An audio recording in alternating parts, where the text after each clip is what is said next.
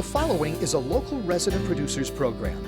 The program content is the sole responsibility of the producer and does not necessarily reflect the views or policies of CATV2, Oshkosh Community Access Television, the City of Oshkosh, the Oshkosh Cable Television Advisory Commission, or Time Warner Cable.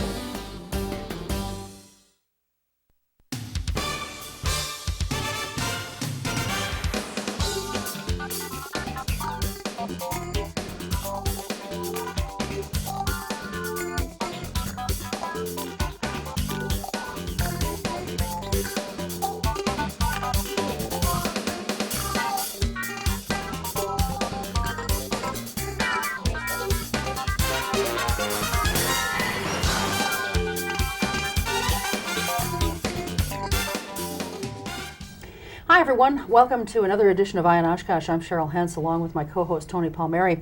On this edition we are very pleased to be joined by UW-Oshkosh Criminal Justice Professor Stephen Richards. Now, Dr. Richards is originally from Milwaukee.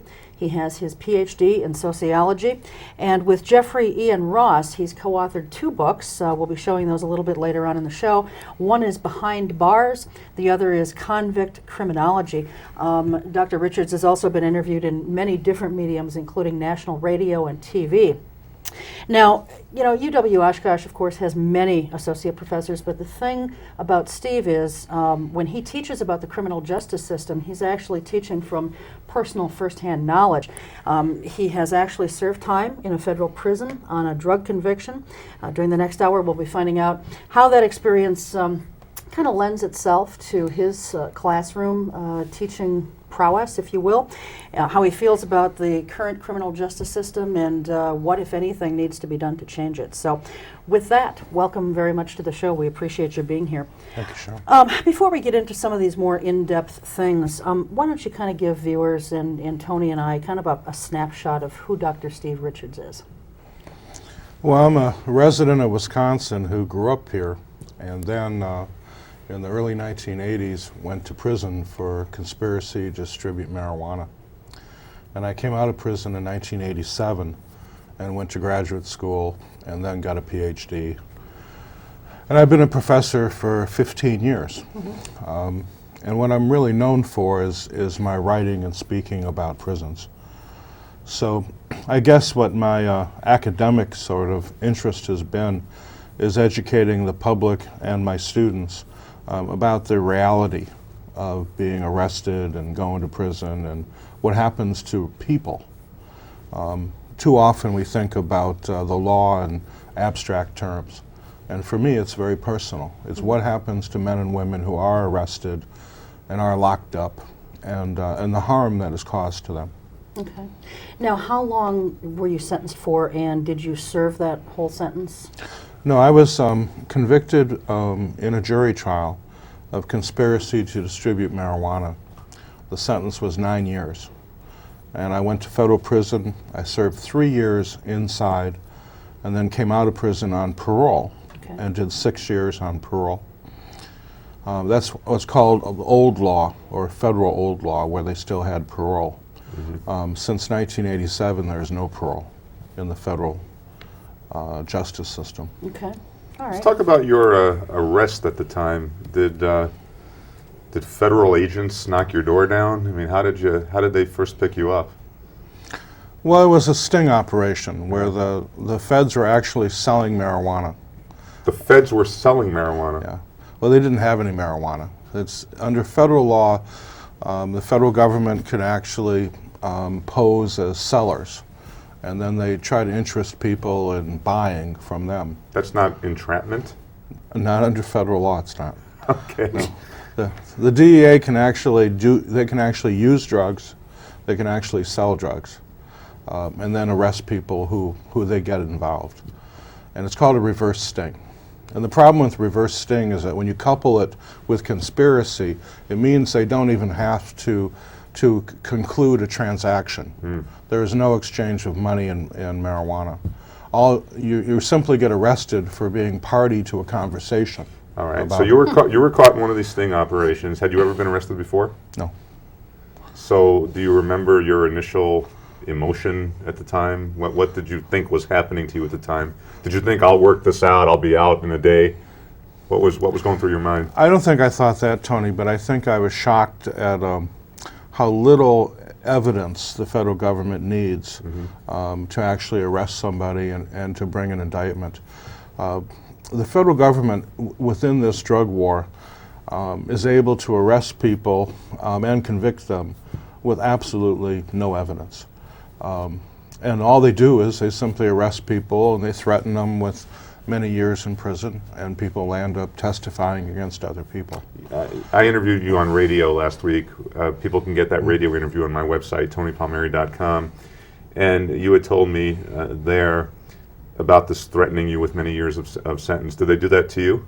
What did they threaten you with? I was originally, my bail was $1 million, and I was threatened with 150 years in prison for an imaginary marijuana conversation. And I was actually indicted on 10 counts. I was acquitted on 9. I was found guilty on 1. I had a jury trial, then appellate, then U.S. Supreme Court. Now, is it true that the system, the federal system, gets agitated when you ask for a jury trial? The federal system is they're fighting a war. Yeah. And in a war, they want to win every time. And they have a 98% conviction rate.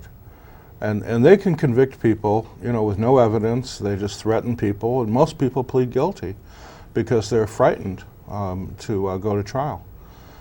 In my case, they threatened me with 150 years, and maybe I'm a little crazy, but I fought them, and I had a jury trial, and very few people will do that. I'm sorry, go ahead, Cheryl. Well, no, I just kind of want to set the stage a little bit more clearly for the viewers, and I guess for myself too, because I have not had a chance to hear the radio interview yet. When you say an imaginary conversation about marijuana, kind of give us a little bit clearer picture, if you would, Doctor, of just exactly what they said you did and kind of how this evolved. They said that a conspiracy means you have knowledge thereof. It simply means you have knowledge of some plan or to purchase marijuana. So they claim that I knew of somebody else's efforts, to buy marijuana. When you put together reverse sting, which is where the federal government is actually setting up the conversation, and then you couple that with conspiracy, which means you don't have to have a transaction, just a conversation. They throw out a very loose net, and many people get caught up in this net. And then the people that are caught in this net, they pressure each one of them to testify against each other. So what you land up having is a very vague, a vague crime, because a crime that never happens. It's never committed. There is no purchase or sale of marijuana. Instead, there's this imaginary amount. And what complicates it even more is that this imaginary amount is what they base their sentencing on. So, for example, the amount of imaginary marijuana is translated by what's called the federal matrix into how much time you do in prison. So it wasn't just me, but there's thousands of people doing time in federal prison for drug deals that never happened. For drug deals that there may have been a phone conversation, there may have been a conversation in a bar, there may have been somebody talking about it, after a few beers, and they go to prison for it. In a federal case such as this, at least in cases that are closer to home, you've got to have some pretty compelling evidence in order to convict someone.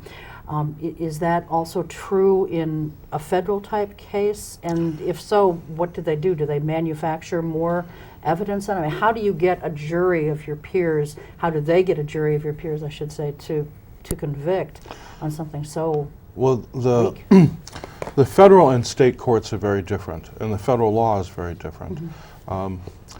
For the state, they have to have some evidence. There has to be some possession or some sale. But for the feds, they don't.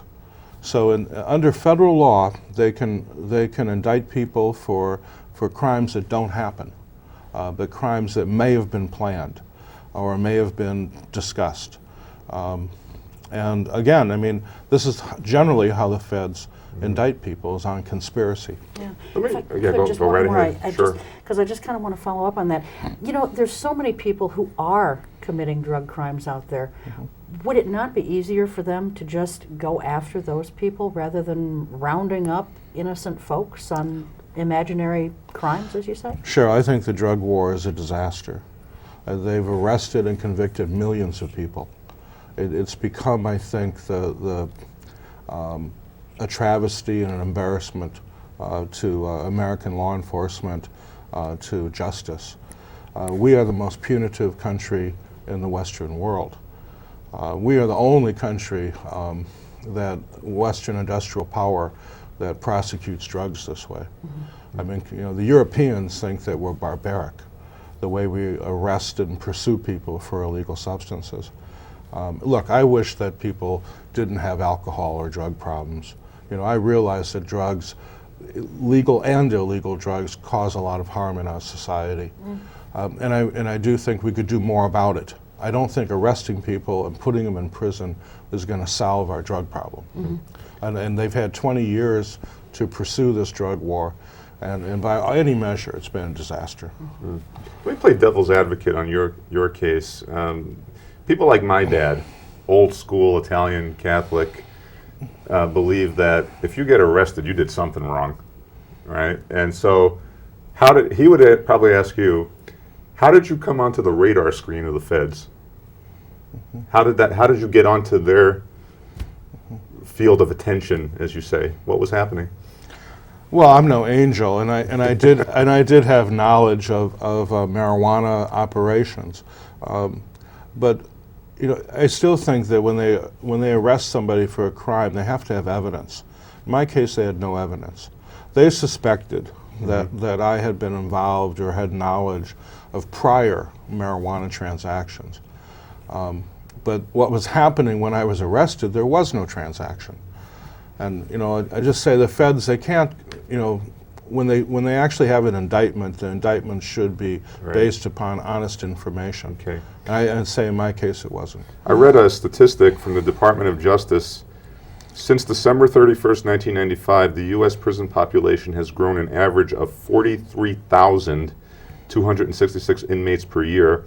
About 25% are sentenced for drug law violations. Is this the most rapid growth in the world of any country? It is the most astronomical, rapid growth of any prison system in history. So is it fair to call it, I guess I've heard some people use the phrase prison industrial complex?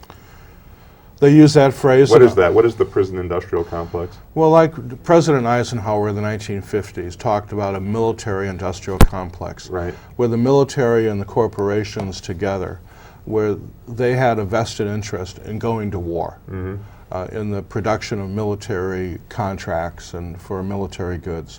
And it's much the same way with the criminal industrial complex or the prison industrial complex. Is you've got architects, you've got contractors, you've got all these companies that want to build prisons. And these are the same companies that were building submarines and aircraft carriers. You know, prisons are made of concrete and steel, just like ships, just like, and it's the same business people who want to build these prisons. The big problem is once you build these prisons, once you build them, they will come. You will fill them, you know? But then the taxpayers, we got to pay for it. Yeah. And that's the big problem. And that's a big problem that people in Wisconsin haven't recognized yet, is that once you build these prisons, the operating cost of those prisons from here through the next 50 years is beyond belief. So, Cheryl? How do things get, Steve, from a local level to a state level to a federal level? What's the determining factor there? I mean, in other words, how do the feds get involved rather than the local police or local sheriff's department? the feds get involved generally when a crime is said to cross state lines. Okay. When the crime is beyond the local level. So, for example, if somebody was living in Chicago and they were selling drugs in Wisconsin, that would be a federal crime. Federal crimes are generally not things like murder and rape and local robberies. But if you, a bank robbery or a drug crime across the state lines would be federal. But in many cases what happens here in Oshkosh, is that local police, they will arrest somebody and but they don't have enough evidence to prosecute. Then they hand it over to the feds, and the feds charge them with conspiracy. I mean, that's what's happening. And in many cases, local law enforcement, doesn't want to prosecute because under state law, they would not get a conviction. But under the looser pretext, legal federal law, they'll be able to do so. See, that just still seems so bizarre to me. I mean, I don't doubt at all what you're saying, but so many people are on drugs, whether they're legal prescription drugs that they're abusing or whether they're street drugs. Would it not be more prudent and easier to just go after the people who are really doing this? I mean, this seems ludicrous to me. See, Cheryl, to me, in many ways, I think the whole concept of drug war is the problem. Is that, look, we all want to live in a community where people are not drinking or doing drugs, legal or illegal, to excess. We know that people have substance abuse problems. But I think these are problems that we can handle without felonizing people, without convicting them, without putting them in prison. I wish that in our community, I wish that when someone had a drug problem, some young person, for example, was had an addiction to crack cocaine or heroin or anything else, that they could call the police up and say, I need help. Yeah. And the police would come to their house and give them some services, be that hospitalization or drug treatment program. I mean, I think we need to take care of our citizens, not lock them up in cages like animals. I think they're kind of trying to do that with our drug court that we just recently started here in Winnebago County at the beginning of the year. What are your thoughts on something like that? Of course, that's local, but... I think drug courts are a start, but I also think, like in Wisconsin, I think you could take one or two of our prisons and turn them into residential drug treatment centers. I mean, this prison we have here in Oshkosh, for example, we could do that with, where you just say, look, people voluntarily call up the police or call up the hospital and they say they have an alcohol or drug problem and they need help. And they voluntarily commit themselves to that prison for, let's say, for 90 days or for 6 months, where they'll get comprehensive drug treatment. The idea being to actually say, we want to help these people, and without giving them a felony conviction, which ruins their lives. What would it take to get something like that going? I think we need to rethink the whole way we deal with substance abuse issues. And I see it more as a medical issue, not as a legal issue. Okay. But I think, honestly spoken, that we know it's all around us. I mean, so why not deal with it as a medical issue rather than a criminal issue? Sure. The Progressive magazine out of Madison, Wisconsin has an article this month, May, called "The Dope Dealer Who Got 55 Years." I want to read you a couple of paragraphs out of this and get your view on whether or not this is typical. It's about a fellow named Weldon Angelos. He's 25 years old, a resident of the medium security federal pen in Lompoc, California. He's slated to remain behind bars until 2059, when he will be 78 years old.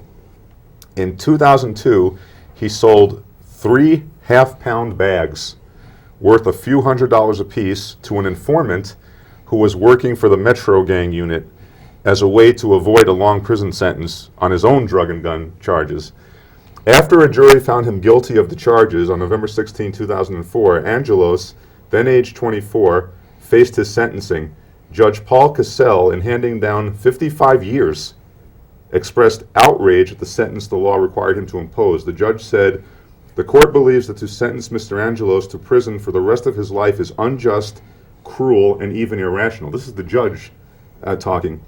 "It is also far in excess of the sentence imposed for such serious crimes as aircraft hijacking, second-degree murder, espionage, kidnapping, aggravated assault, and rape. To correct what appears to be an unjust sentence, the court also calls on the president to commute Mr. Angelos' sentence to something that is more in accord with just and rational punishment." When the judge polled the jury, 11 of the 12 stated they thought Angelos should receive 5 to 10 years in prison rather than more than 5 decades. But the judge acknowledged that he had no choice. Is this typical? It's very typical. There are many federal 3 judges. half-pound bags of marijuana. Right. It's And he's in jail for 55 years. That's typical. That's typical. There are many federal judges, many prison wardens, many correctional officers, many law enforcement officers that will tell you that people are being over-sentenced by the courts, and that the courts have no choice anymore. Under federal law, there's what's called the matrix, which is the sentencing rules, where the judges have no discretion. The prosecutors have no discretion. And the laws are made by the Congress. And in this political context, what they wanted to do was have this war against drugs, so they kept ratcheting up the sentences. So here we are in 2006 with many people going to prison, life sentences for marijuana. So the only hope for this guy, he's 25 years old, he's going to be in another 50 years. The only hope for him is for the president to commute a sentence. He doesn't have a chance. The president will not commute his sentence. So he is going to die in prison. And he'll never do 50 years in prison. He'll die before He'll die long before that. Because of what's going on in the prison. Because of the lack of health care, because of the bad nutrition, because of the overcrowding, he will die in federal prison. What was the rationale from the feds, the Congress, as to how you could get more time in prison for delivering 3 bags of marijuana than for raping someone? What's the rationale going on here? Well, the unspoken rationale that a lot of Congress people have, prosecutors have, is they want to say that it's drugs that lead to things like murder and rape. That drugs, they'll even say that drugs are a violent offense because drugs is what leads people to commit other, real violent crimes. So it's like preemptive incarceration. Right. Well, the fact of the matter is that the really violent drug in our society is alcohol. Yeah. And any police officer will tell you that. They'll tell you that alcohol is our biggest substance abuse problems, and that alcohol leads to violent altercations, to battery, to assault. Police officers in Oshkosh, they deal with it every day. Oh yeah. Drunks. Domestic violence, isn't alcohol the #1 factor? Alcohol is the #1 factor in domestic assaults and in many crimes, but it's not prosecuted. And everybody forgets that. Once upon a time, we had prohibition against alcohol, right? That didn't work either, Now we have prohibition against marijuana and other things, and it's not working. Sure. Well, so, if I'm hearing you correctly, I mean, it's not so much the war on drugs that you're opposed to, it's the way our government federally is fighting the so-called war on drugs. Is that a fair statement? The real problem is something they call deterrence. And I just want to use this metaphor. If you remember back what we used to call nuclear deterrence, where the America and the Soviet Union had tens of thousands of nuclear weapons. And that was also called MAD. It was called mutually assured destruction. The same things happened in criminal justice. It's called deterrence. The idea is they keep upping the ante, they keep raising the sentences with the idea that this is going to deter people from committing crimes. And it's a false assumption. Particularly because you're talking here about mostly arresting and locking up young people who don't even know what the law is. So every time Congress or the state legislature raises the penalty, the possible sentence for a given crime, they assume somehow that the public knows that and that the public's going to respond by committing less crime. But that's not what happens. Okay. Deterrence doesn't necessarily work. Particularly with people when it comes to drug use. So obviously, though, we do have to fight a war on drugs. What are some things that we should do to make it a fair war and a right war? Let's see, sure, I don't think we should fight a war on drugs. I think the idea of fighting a war is not a judicial concept. If you're talking about a criminal justice system, about a legal system, in a legal system, you don't fight wars. You have laws, you enforce the law, but you're not fighting a war against your own people. You're not fighting a war against the public. You're not fighting a war against your neighbors in the community. I mean, a war is something you fight against some distant enemy, not against the person who lives across the street or lives next door. With that person, whoever they are and whatever substance abuse issues they may have, they're still a citizen, they pay taxes, they work somewhere. Sure. Yeah. So why are we fighting, why are we making them the enemy? Well, I don't think we should, but I do think that we need to get rid of the drugs, and from that standpoint, it's a war on drugs rather than a war on people. That's, I guess, the point that I was trying to make. So how can we then get rid of the drugs, make it a hopefully safer society, but do it in a fair way? Well, I think we need to conceptually think about this in a broader terms. You know, as Americans, we live in a society where we work too long, we eat too much, we drink too much. I mean, we drive too much and use too much gas. Drugs are everywhere. I mean, it's not just marijuana and cocaine. It's also alcohol and sugar and salt and food that we eat. I mean, we got people ODing on Big Macs. You know, we got people that drink too much Pepsi Cola. I mean, we are an indulgent society. What we need to do is teach people to do things in moderation, you know, and to drink moderately, to smoke pot moderately, to eat moderately. I mean, we're talking about a whole sea change in how we think about people. It's not just drugs. I mean, there's a Walgreens on every corner. I mean, there's people who've got pills in their purses and in their medicine cabinets.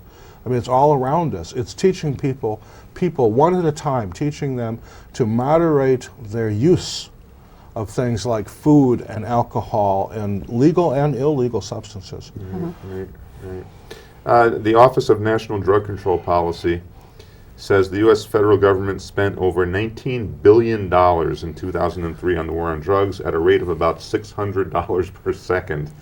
The budget has since been increased by over $1 billion.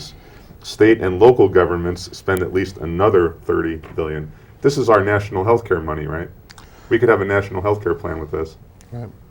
Well, also, Tony, what happens is when all these people get convicted and we lock them up in cages like they're animals and we keep them there for 5, 10, 20 years, I mean, that's the worst of it, is that you take somebody that may have had a drug problem and that's never addressed. Instead, we treat them like a criminal. We give them a felony conviction. We send them away to some prison. And when they go to prison, they lose everything. They lose their family, their marriage, their children, their home, their job, everything. Sending them to prison impoverishes them. And we lock them up for 10, 20 years until they become something else, something other. And this is what most people don't understand, you know, in the community, is the longer you send somebody away to prison, the longer they stay there, potentially the more dangerous they become, because they become alienated. They become a convict. They become a professional prisoner. And then one day you throw the gates open, the door opens up, and you say, oh, go home. Right. Go home to what? I mean, you've lost your family, your wife, your children, everything. And we send them home to the streets. And that's who you see them here in Oshkosh, you see them in Milwaukee. You see if you go and you interview homeless people, you find out that over half of them have been in prison. Which is, there's no disrespect to these men and women who are sleeping on the sidewalk, but that's what they've been reduced to. We took people that may have had a drug problem, but also had a house and had a family and maybe had a job, and we reduced them to the status of homeless people. Well, let's talk about your prison experience. That is the topic of your book with Jeffrey Ian Ross called Behind Bars. People can email you for more information. I don't think we need a close-up on that, Mike. I think we're okay.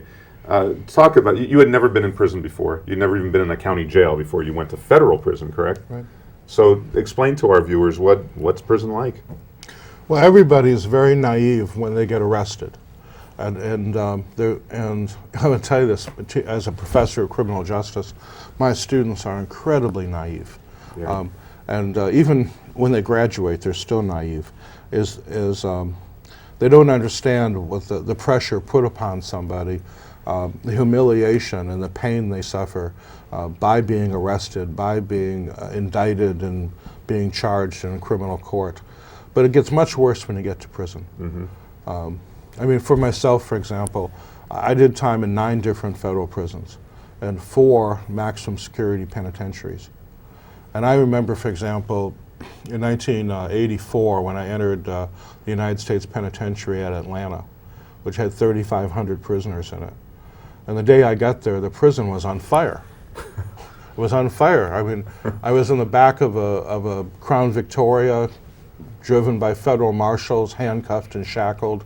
And we drove up to this huge federal penitentiary, and driving up to it, the prison's on fire. There's smoke coming out of the rotunda, you know, Yeah. and I thought, wow, you know. But when you enter that prison, I mean, you know, it's a huge penitentiary. I was there, then I was at the federal prison in Talladega, Alabama, then the federal penitentiary at Terre Haute, then the first Supermax, the federal penitentiary at Marion, Illinois, then the penitentiary in Leavenworth. I mean, it's a long ride. I mean, you go from prison to prison to prison. And a lot of people don't realize this, but the Federal Bureau of Prisons, when they sentence you, you can land up anywhere. Yeah. Here I was, a first offender, marijuana conviction, and I get sentenced into maximum security. In fact, I was a college student when this happened. I was a university student, and I get sentenced into what? Maximum security. And it's a whole different world. And what is their rationale for maximum security?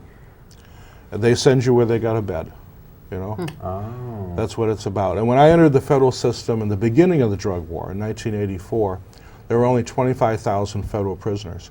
Today there's 200,000. And you're always hearing, you know, about Camp Fed and about these federal prison camps, you know, and which, by the way, do not have tennis courts and swimming pools. Yeah. You know, but there's Supermax, there's Max, there's Medium, there's Minimum.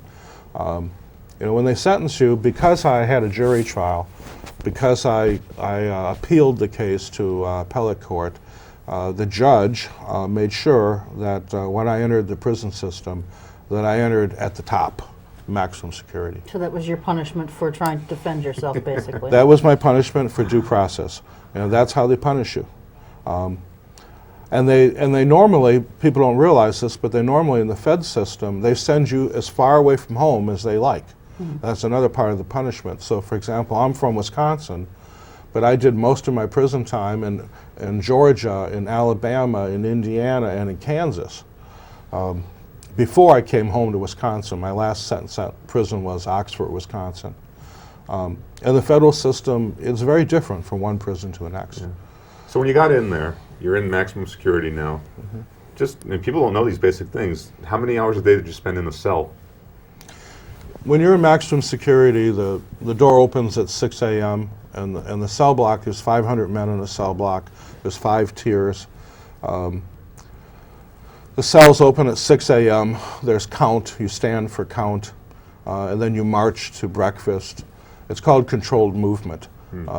It's kind of like being in high school. You know, you move. you move to the dining hall for breakfast, and then you go to your workstation, and then you go to lunch, and then you go to your workstation, and then you go back to your cell house, and then you go to dinner in the cafeteria, and then you go to the yard. The yard closes when the sun goes down. You never see the stars at night, and then you're locked down all night. Did they have you making license plates or something like that? Well, and license plates are made by the state. All right. And in most states, the state prisoners make license Right. plates. The federal prisoners, they make things like when you drive down the interstate highway, all those red, white, and blue signs, you know, I-94, Yeah. you know, those are made by federal prisoners. Oh. They also make the mail bags. They make equipment for the U.S. Postal Service. And of course, prisoners, there's no minimum wage requirement for prisoners. Starting pay is 12 cents an hour. All right. That's pretty minimum. Well, your first job actually when you enter federal prison, for all federal prisoners, is your first job assignment is the kitchen, is washing dishes 12 hours a day for 7 days a week. And you get paid 11 cents an hour for that. That's your first, and think about that once, that's 7 days a week for 12 hours. It's 84 hours a week for 12 cents an hour. So you make about 10, 12 bucks a week, you know. So you're going to make, you know, $40, $50 per month. Yeah. And you need at least 100 bucks a month just to survive in federal prison. And that's to pay for food from commissary, to pay for stamps, to, you know, pay for a few phone calls home. But meanwhile, though, they've taken away all your savings, right? You don't have money. You don't have any money. So where are you supposed to get the $100 a month? Well, you start working in the kitchen, then you might work landscaping, or you might work mopping floors, or most people don't even know this, but the most profitable corporation in America is called Unicor, which is Federal Prison Industries, and the Federal Bureau of Prisons has over 100 factories that are inside prison walls. And if you work at Unicor, you can make as much as $1.10 an hour. And I was a head clerk of a Unicor factory at Leavenworth, where we actually made military hardware for the United States Army and Navy. If Americans knew how many jobs See, that's what I was thinking. they're losing, that because you've got federal and state prisoners making things. Yeah. Yeah. That's in fact, there was a big scandal in Wisconsin, wasn't there, a few years ago about it was the Fabry glove factory, where they were giving the jobs over to the inmates, and that benefits the corporation, of course, right? Right. What I always find funny about a university is that we're on the bottom of the food chain. Yes. Because we get all the used furniture. Yeah. Right? So, for example, like when we walk through the university here, our desks, our bookcases, our chairs in our offices, those are all made by prisoners. Oh. So you've got these, enlightened professors, right, sitting in their offices, and they don't even know that convicts made all their office furniture, right? And most of that office furniture, first it went to the military, Yeah. right? And then it came to the university, 20 years later, But it's always amazed me. In fact, I'll tell you, when I first became a professor, the first job I had as an assistant professor, I remember they took me to my office, and I saw this chair, and it was this orange chair, and it was the same chair that I had sat in when I was the clerk of a federal prison factory. It was this orange bucket chair, and it was the same chair. And I thought, I've arrived, right? There's no escape. Well, let's talk about prisoners, convicts who have gotten out of prison and the university systems. Last February, a report from the Legislative Audit Bureau showed that in the preceding fall, or the preceding autumn, there were 40 convicted felons who were working within the University of Wisconsin system. Now, obviously, some legislators made hay with that. Some of the media went ballistic with that. How do you feel about that? How would you respond to that? And as a follow-up to that, do you feel that there are any settings in which convicted felons should not be working within our university system? I think that when anybody gets out of prison, what the public needs to know is that this person has suffered. They have been punished. They were punished by the courts, by the jails, and by the prisons. When they walk out of prison, they have served their time. Whatever the judge sentenced them to, they have served that time. They have paid their debt to society. And I mean that not just figuratively, but really. They have paid their debt to society. For example, they made license plates for 5 years and got paid, 25 cents a day. They actually paid their debt back to the state of Wisconsin.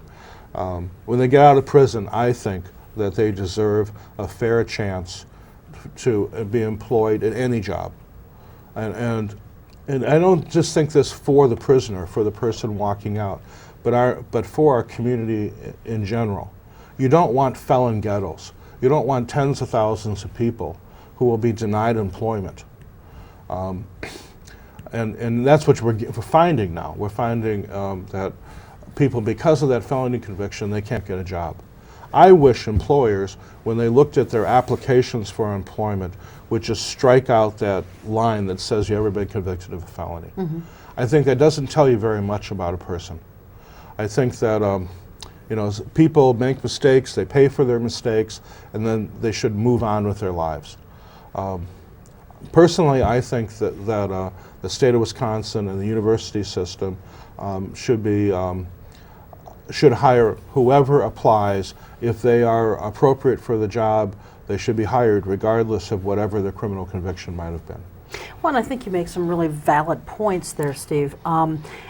You know, and you are certainly a shining example of someone who can be rehabilitated, if you will, even though yours was a questionable crime at best. But I mean, you know what I'm saying and where I'm going with that. But yet we've got a recidivism rate in this country that is exceptionally high. I mean, I don't have exact numbers, but I know it's very high. And so I think that there's a stigma there with not just employers, but the general population, I think, as a whole. You know, we hear the word, someone's a convicted felon, and right away red flags go up all over the place. How can we help society overcome that stigma? I think the first thing is for people to realize, and this is frightening for a lot of people would like to believe that criminals are somebody different, that they're different than themselves. They'd like to think they're better than these criminals. And I think that is really a false assumption. I think that prisoners, people that have convicted crimes, are normal people. They live next door. You know, they're married to your sister. They're sitting at the bar next to you. They're riding the bus next to you. They are no different than yourselves. I think that by felonizing people, giving them felony convictions, and denying them employment, we're discriminating against them based upon one bad day or one incident in their life. That doesn't respect the fact that they're also husbands and wives, mothers and fathers, that they have families to support, that they are no different than you or I. And I think that's something that needs to be said. I mean, if you look at who's committing crimes, right? Who's going to commit the murder or the rape or the robbery? Many times they're people that have never been in prison. So somehow thinking that this is this criminal class of people are somehow different than the rest of us, you know, is really a false pretext. Well, another one of your books is called Convict Criminology. This is the more academic book, correct? Why don't you just give us a synopsis of this? What is Convict Criminology about? This is an edited book of original chapters that includes 9 chapters by ex-cons like myself who finished PhDs and are now professors of sociology, criminology, or criminal justice. And I'm the lead organizer of a group called the Convict Criminologists, and we're all ex-cons, and we teach at major universities around the country, actually around the globe now. We have professors, ex-con professors in Europe, for example, and in Australia and New Zealand. And the reason this is important is that because we've been through the system, we've been through arrest and conviction and incarceration, we know criminal justice. We know the criminal justice system, not just from books and not just from studying it in graduate school, but we've experienced it. Right. So. And that your knowledge of that, I guess, is very useful for your participation in something called the Inviting Convicts to College program, which we run out of UW-Oshkosh, correct? Right. What is the Inviting Convicts to College program? What happened is actually before I was even hired at UW-Oshkosh, Dr. Susan Reed and Dr. Chris Rose, in the Department of Public Affairs, they started this program. And then when I came on 2 years ago, I've helped them with it. And what the program is that we take our undergraduate seniors and we give them internships actually teaching this course in Wisconsin prisons.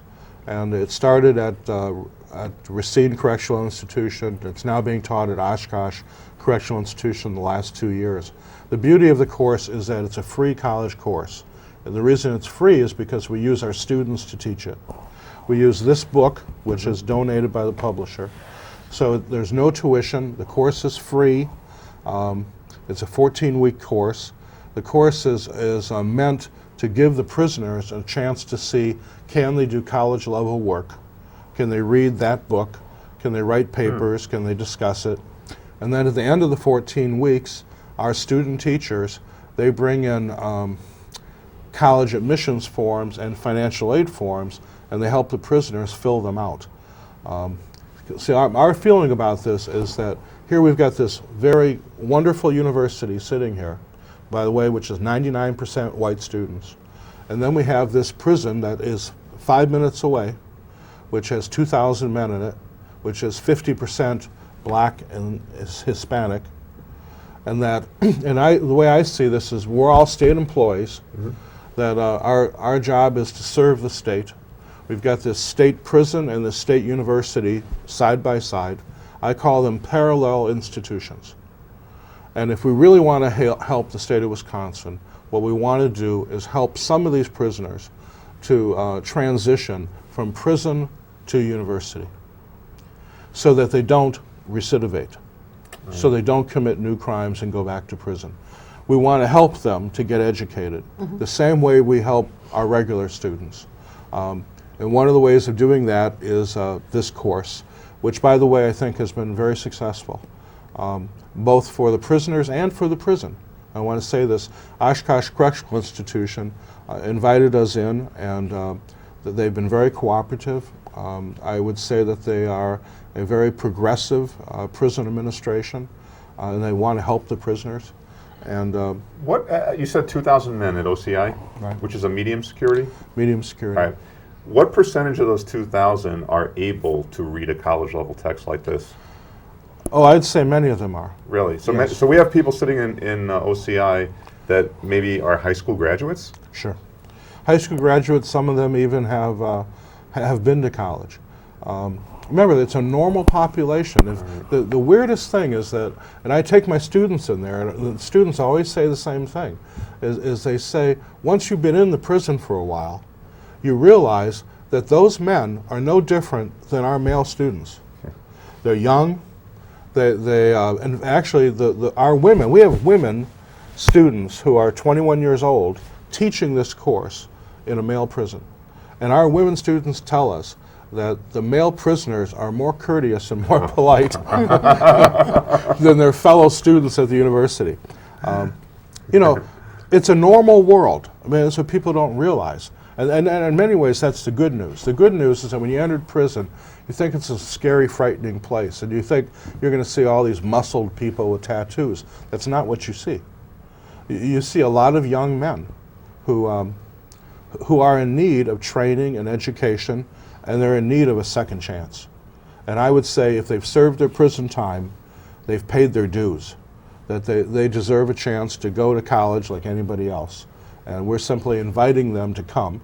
And then when they get to the university, like everybody else, they've got to do the work, pay the tuition, and progress at college as best they can. So the name of the program is Inviting Convicts to College. How old is the program? It's 2 years old. And see, two things I want to emphasize about the program. Number one is that all prisoners, both male and female, they are so beaten down by incarceration. They have such low self-esteem. They are so stigmatized by this felony conviction that they don't feel welcome. So we're saying to them, you know, you're welcome to go to college like anybody else. Just because you've got a felony conviction does not eliminate you from consideration for application to college. So we're saying, hey, you're welcome. We're inviting you to go to the university. The second thing I want to say is that this program can be replicated all over the state by different university departments in social work, in English, and history, and communications. All they need is a nearby prison and some students that need internships. They don't have to teach this course, which we call convict criminology. They could be teaching a history course or an English course or a social work course. It's a wonderful opportunity for our students to get some teaching experience and to mature and grow, and for them to learn about the prison system. Well, it sounds like a great program. You know, you came out of the federal prison system, however. What would be the likelihood and how difficult would that be to somehow have something like that started within the federal prison system? Well, actually, you know, I graduated from the University of Wisconsin-Madison when I was a prisoner at the Federal Correctional Institution at Oxford, Wisconsin. And that was in 1987. And last year, and again this year, next week, I'm giving the graduation address at FCI Oxford. Oh. And FCI Oxford has invited us into their prison to teach this course. Excellent. So Do you believe, Steve, in the decriminalization of marijuana? Let me just read you some stats. In 2002, 45.3% of the 1,538,000 total arrests for drug abuse were violations for marijuana, a total of over 697,000. Of those, 613,000 people were arrested for marijuana possession alone. Americans were arrested for marijuana offenses, of which in 2000, 646,000 were for possession alone. Do you believe we should decriminalize marijuana? I think we should legalize marijuana. Legalize marijuana? Legalize. I think, look, if law enforcement, if they still need a drug war, go after heroin and cocaine. Legalize marijuana. I mean, I think marijuana is much less harmful than alcohol by any means. And I think a lot of police officers would agree with that. Now look, I don't want 12-year-olds smoking pot, right? But I'm saying for adults. For adults, I think that pot is less harmful than beer. And again, I think a lot of judges, a lot of police officers would agree. Marijuana is in effect legal, de facto legal, decriminalized in most European countries. You know, Canada, Australia, New Zealand, England, France, it's all legal there. It's not, they don't prosecute pot, they don't put people in jail for marijuana, only in the United States. And to me, that takes us back to the war on drugs. It's a war against young people. And what we're doing is we're criminalizing kids and young adults. And yet, because of what? Marijuana use, I think. And yet, Steve, the war on drug mentality is so deeply ingrained that in most states, we can't even get medical use of marijuana through. Well, actually, the Soros Foundation has supported the decriminalization of marijuana and the legalization of medical marijuana, I think in 17 states now, mostly on the West Coast. But, you know, 17 out of 50, it's a start, yes, you know, it's a start. I just think that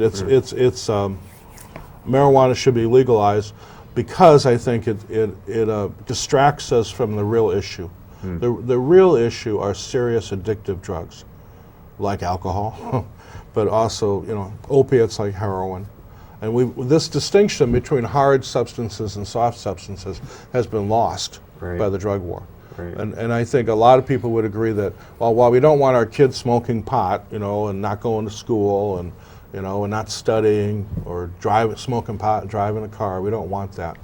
But I think for adults, that marijuana should be legalized. So the argument that it leads to more addictive drugs, is there any scientific evidence for that? That it's a gateway drug? Yeah, a gateway drug. No, that's the nonsense that DARE officers teach to the 5th graders.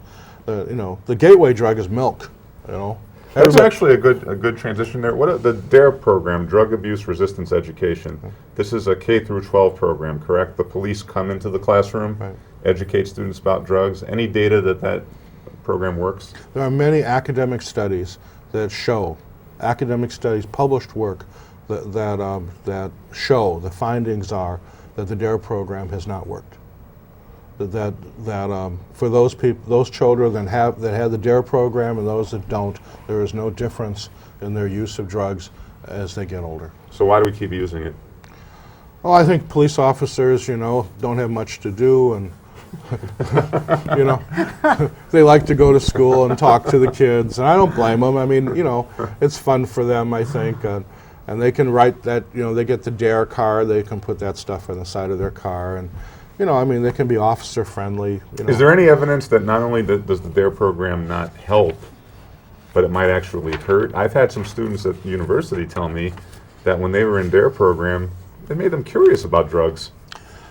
Is there any evidence that it does that? I don't think we have any scientific studies that show that. All right. But I think that and the logic is that, you know, you've got children in 5th grade. I mean, they're 11 years old. Yeah.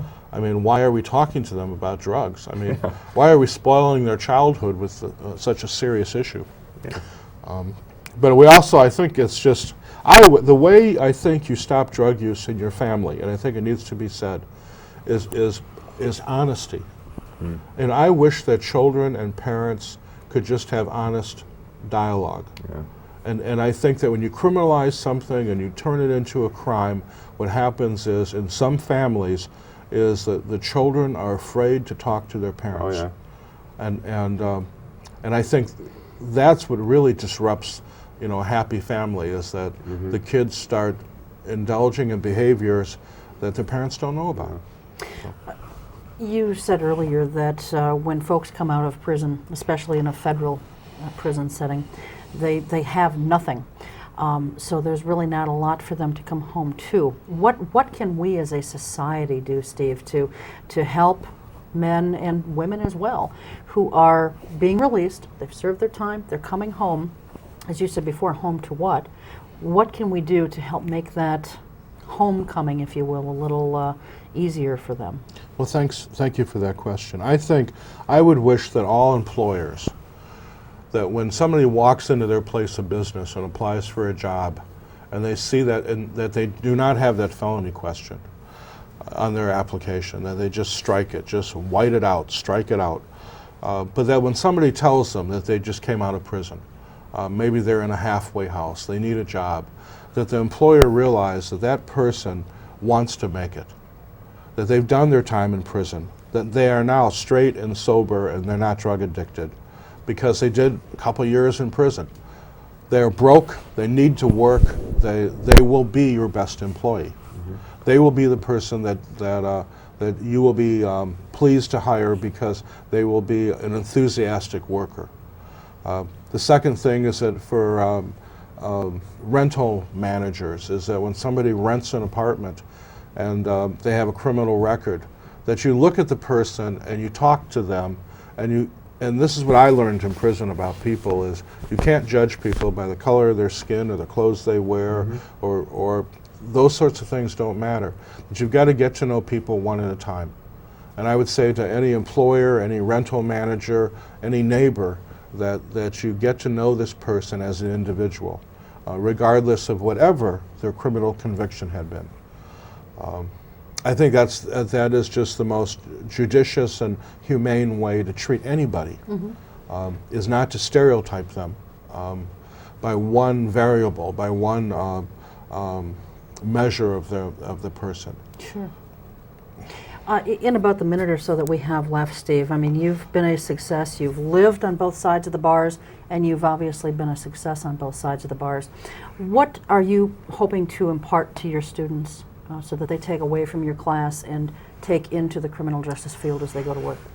I want my students to realize what I think a lot of police officers realize and correctional officers learn, is that the business that we're in, what's called criminal justice, is not about catching and locking up the bad guys.